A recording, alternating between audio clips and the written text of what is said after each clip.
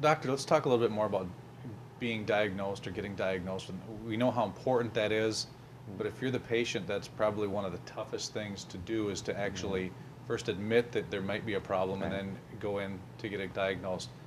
How Right. do you get around that? Right. So every physician has a different strategy.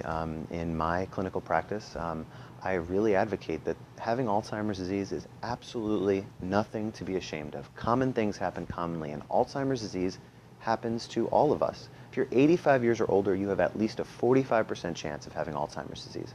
Doesn't mean everyone's going to get Alzheimer's, but it does mean that it's fairly common. If you're 71 and over, you have a 1 in 7 chance of getting dementia of all sorts, and that's according to a National Institutes of Health study. If you're 65 and over, you have also a fair degree of having this problem. So there's nothing to be ashamed of. In my clinical practice, I don't even use the A word. I don't say the word, hey, you have Alzheimer's disease. And some physicians say, oh, come on, you got to tell them, you have to be honest.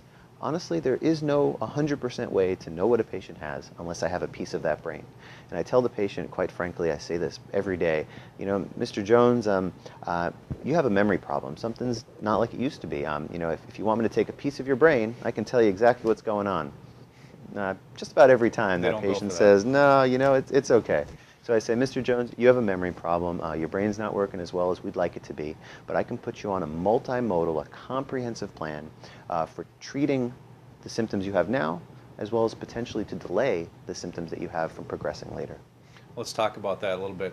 How do you treat it when you don't know 100% what this Right. person might have? What are some of the Right. treatments that you... Right. So when I've made a clinical diagnosis of mild to moderate Alzheimer's disease, that's when I'll start with the FDA-approved medications. And there's several medications out there. There's medications in pill form and patch form, even a disintegrating tablet. There's a variety of things that we can use. And there's multiple different medications in different classes. Also, I use specific vitamins. Specific vitamins like folic acid may help those medications work better. There's other vitamins that have been shown in a variety of studies to also be helpful. Then I also employ recommendations in terms of a supplement or nutraceuticals. There's two supplements that I often recommend, and this is also based on scientific evidence, randomized, double-blind, placebo-controlled trials. They're not FDA approved, but they do have scientific evidence, a fair degree, and they're relatively safe. And I explain this very much in detail to the patient.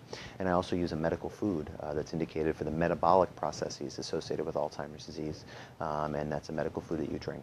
So in terms of a patient, when I diagnose them, I tell them quite frankly, Mr. Jones, how aggressive do you want me to be? I'm going to give you a scale of 1 to 10. And literally, based on what they tell me, is how aggressive I am. All of the interventions I use are safe and are balanced in terms of scientific evidence.